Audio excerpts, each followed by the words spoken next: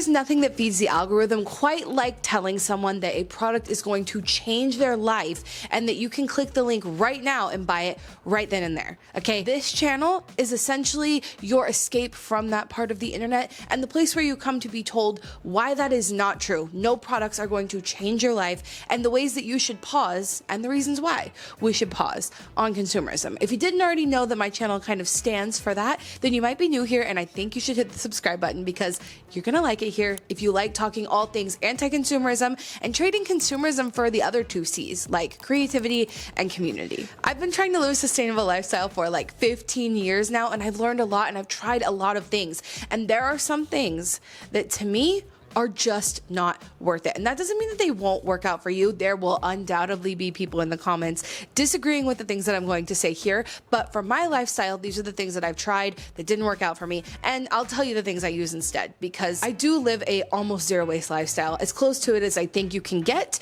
in our current economic system, especially with things in like my bathroom routines and my grocery routines, in my kitchen, those sort of things. So yeah, without further ado, let's talk about the swaps I've tried that were a fail. Beeswax swaps were all the rage, like at the beginning of the zero waste movement, and I feel like every time I turned around I was getting an email about a new wax wrap. It was like the beeswax, and then people were like, well, what if I'm vegan and I don't want beeswax? So then there were all these other wax wraps and people were looking for the best one, and at the end of the day, I don't use beeswax wraps ever. I just have not really seen a use for them that makes it worth all the hassle of using them, because they're not the most user-friendly thing. You have to warm them up in your hands to really get them to mold to something, and then you also have to wash them, but not in a way that's like too aggressive to remove the wax, and then you have to like hang them to dry. It's like a whole process. It's just not worth it, because anything I would use a wax wrap for, I could just put in a stasher bag. It's so much less work. They're so much more reusable. They're a lot more affordable, because I feel like you have to replace beeswax wraps a lot more often than you do a silicone reusable bag, or even just putting it in like my glass Tupperware or my glass storage containers. I don't, you know, I think at the beginning of like the zero waste movement journey, it was like we were just trying to stop using plastic and single-use stuff in our kitchens, and we were going to take whatever options were being given to us at the time. At this point in the journey, in the movement, yeah, I don't like beeswax wraps. The silicone reusable version of like a cotton swab is not for me. The only thing I really use a cotton swab for, and I know you're not technically supposed to do this, but it's for my ears, okay? And like to dry my ears, like after a shower, essentially, I would use them to dry out my ears, because I have had so many problems with my ears throughout my life. My immune system and my ears, they hate me for some reason. And I've also seen people use them for their makeup, but like I don't do my makeup that often, and I especially don't do a wing liner, I don't even have one in my home at this point. It is not something I have found any use for, and sometimes it does feel like there were swaps that were created because people would buy it and not necessarily because it's a good alternative to the more wasteful thing that was existing prior. But yeah, that's something I would not use. I don't recommend. Also, the reusable rolls of paper towels. I know that these were meant to like emulate what it was like to just use paper towels. Like you roll them up, put them on a thing, put them on your countertop. Like it's exactly like the process of using paper towels, except you throw it in a bin and you throw it in your washer after you use it instead of throwing them in the trash. Like I get why for some people that would work, but honestly, I have never used paper towels in my like regular life. They have never sat out on my counter. That's never been my life since I've left my parents' house. It was the way my parents did their home. It's what I was used to, but like I just didn't want to spend money on stuff that I was gonna throw away. So I just never did that. And I just stuff all of my rags and my cloths and stuff into a glass jar. That's what I use. And it's so much easier than like taking the time every time that you need to re-roll your paper towels. And the thing about re-rolling those like paper towels that are like meant to look exactly like this is that don't they all have to be clean to like re-roll it? And like what are the chances that like you're not gonna need one of them while they're all in the washer or all being dried before you re-rolled them into the thing? It's just like giving yourself more work, and I don't like to give myself extra work. Okay, I'm overwhelmed very easily, so if I don't have to do something, I'm not gonna. So I don't recommend these. Sustainable brands that are owned by giant conglomerates. Yeah, this one hurts. I actually have so much to say on this topic that it doesn't necessarily fit into this video. I think I'm gonna do a whole dedicated video about conglomerates and why I don't wanna support them and their problems and yada yada. I'm going to make a video about that soon, because yes, I dropped one of my most consistent and most loved sponsors because they were bought by a giant conglomerate. And it's so unfortunate because I switched to them because the one I was already using was owned by a conglomerate. That was literally the sole force behind me switching products in many cases of my life. And there's a whole conversation to be had about if conglomerates owning these sustainable brands, like holding that market share, proves that like people want sustainability, but like in reality, most people, I think, especially under the awful circumstances we're living under right now, are just trying to get by. Their primary concerns are not making the best choice when they're going to buy their goods at the grocery store. And that's all fine and good. But for me, I don't want to give my money to giant conglomerates that are causing destruction all around the globe and giving more money to line billionaires' pockets that just simply don't freaking need it. And so I hate that there are sustainable swaps that are more accessible now that you can like buy at the grocery store, your regular grocery store, that like for the most part are sustainable in their packaging and maybe even in their ingredients. But then your money's going to Unilever and P&G, who are causing mass deforestation and polluting people's water and literally destroying the planet. Like literally they're the people responsible for destroying the planet. And I don't want to give those people money, even if the product I'm buying is a good one. I made the decision to like move away and just never support a conglomerate kind of point blank. I would say like mid 2023. And then the BDS movement also really like helped push me in that direction. I switched some of my body care. I switched parts of my diet. I switched some of the places I was buying groceries from. I switched some of my groceries, and I even started my own reusable period underwear brand because the one I was using was bought by a conglomerate. And I believe so strongly that like if you are going to buy something and you care about your money supporting something that is sustainable and ethical, that does not equal giving money to conglomerates destroying our planet. I'm just saying. And speaking of, if you're in the market for reusable period underwear, I happen to know the most comfortable pair on the market. Okay, I'll leave a link in the description. I happen to have helped develop that. Yeah, the brand is called KNS. There's a discount code in the description. And I guess on that note, a swap I don't recommend because I have only ever used it once and it was an okay experience, but it's the menstrual cup. I have never used a tampon in my life, if you can believe that. And so naturally when I was looking for a swap for my period, the cups were not in my wheelhouse. I had never shoved something up, well, we don't have to make sex jokes right now, but you know what I mean. I had never inserted something for my period. I will say my partner has used a menstrual cup for, geez, like a decade now, and she loves it, would never go back. She's also very frugal. You know, it's a lot cheaper to switch to reusables than it is to buy single use every month. But I did have to use a Diva cup once when I was on my cycle and we were going tubing on a river. Madison had to help me put it in and I vlogged it. What? I've never been a regular user of them. So I don't like those little reusable makeup rounds. These are things that I did use throughout my time of like trying to be less wasteful, switching from things like makeup wipes or even like a regular towel that you would wash. I did try the like little round ones, but it's so hard to actually like get in there and move things around when you have only this much surface to like put your hand on and also put it on your face. So I don't recommend those. I do really like the makeup eraser. I use it all the time. I am packing for a trip right now and it is in my suitcase upstairs. I do love the makeup eraser, but I just don't think that the little rounds are user friendly. Let me know if you have them and if you use them. I do hate that I do have some. I keep some in my guest bathroom because I have them and I'm like, maybe someone who comes will want to use them and I don't want to throw them away, but I don't like them personally. Silicone bags that are not stasher bags.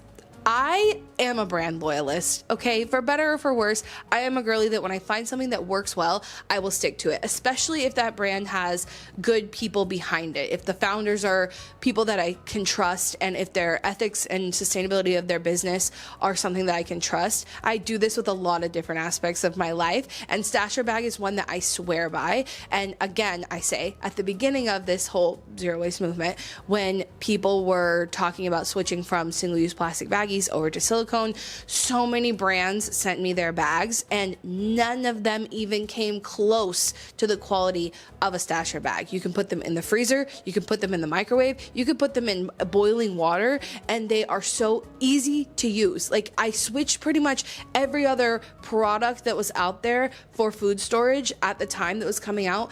I don't use any any of them because I use my glass storage containers and my stasher bags, and none of the other things even stand up close to a stasher bag. And I know that some of the silicone bags out there are much more affordable than stasher, and that is fair, but the problem is they won't last, or you won't want to use them. They will be hard to use, and you will just go back to single use because stasher bag is the only brand doing it right. But I haven't bought a stasher bag in years and years and years, and I still use the same ones that I bought 7 years ago. So in all, I don't recommend literally any food storage silicone bag that is not stasher. And speaking of food storage, the food huggers that I used once upon a time, because I think this was just a gimmick. I think this was just something that was like, again, people were looking to move away from single-use products, and so they were able to sell you this reusable thing. But in reality, these food huggers that are like specific for each type of food are actually pretty wasteful when you think about the fact that you could just have a stasher bag and you could use that stasher bag for anything for years and years and years. These food huggies just seem complicated and hard to store and not that convenient to use. I don't like this at all, and I don't recommend them. I just recommend using your glass storage containers and a stasher bag. If you want to buy something, don't buy these.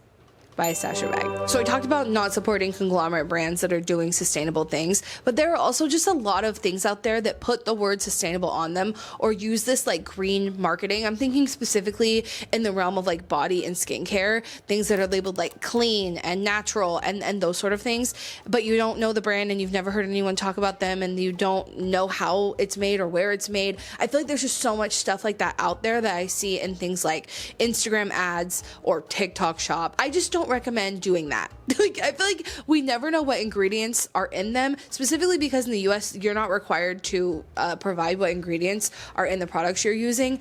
And if it's not a brand that you have done research on and like you trust and they specialize in sustainability, right? I'm thinking very broadly, but I feel like there's so many things out there trying to capitalize on the natural, green, clean, sustainable of it all. And I just don't recommend just buying any old thing that has those words on it, because many a times it's way over fragrance, the ingredients are a little bit sketchy, and also a lot of times the brand will just disappear. So I just recommend avoiding all of that noise. I've also never been a fan of Swedish dishcloths, and I can say a lot of these things because a lot of brands sent them to me like in the beginning of my zero waste journey, and I tried a lot of these things, and if it's not in my kitchen now and I don't use it in my routine, I probably just didn't like it. Like, I did try it at some point and it didn't make sense to keep using it. I feel like, again, like my glass jar full of all my little raggies just works, and I don't really see how a Swedish dishcloth fits into my routine. Like, there's no gaps that I feel like it needs to fill, so I don't recommend them. Produce bags you can't see through. Okay, maybe the problem with me is my sensory issues.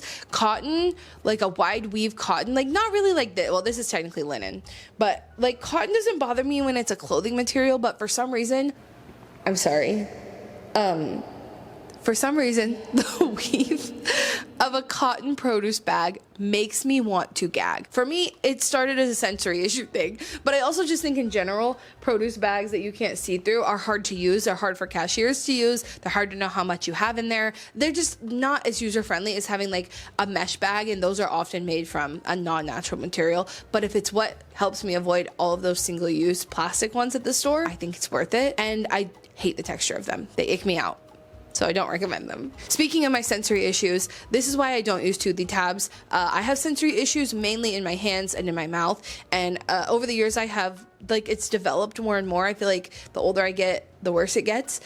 So toothy tabs are a no for me. I can't do them at all. And so I've never found one that I'm like, oh, this one's so good, to recommend it to someone. Does that make sense? Like, I just don't have anything that like really feels like this is the one I want to recommend, because I can't get past the sensory thing to test them out. It's not that I think they're bad. It's not that I think you shouldn't use them. It's just not something I'm recommending because I can't use them and I don't think they're good. And also most toothy tabs don't have fluoride in them. There's a weird divide in the sustainability community of the science believers and the people who are a little crunchy and like don't trust science as much, or they don't trust, I don't know, the government who's telling us that things are okay and they're not. And like, I think a healthy dose of skepticism is a good thing, but as a scientist, fluoride is very important for the health of your teeth, okay? And most toothy tabs don't have fluoride, so that is something to consider, but I don't recommend them. And as an environmentalist, as a girly who likes to go outside, but I hate to be exposed to too much UV. Like, I know the sun is good for us and vitamin D is good for us, and I'm outside literally all the time,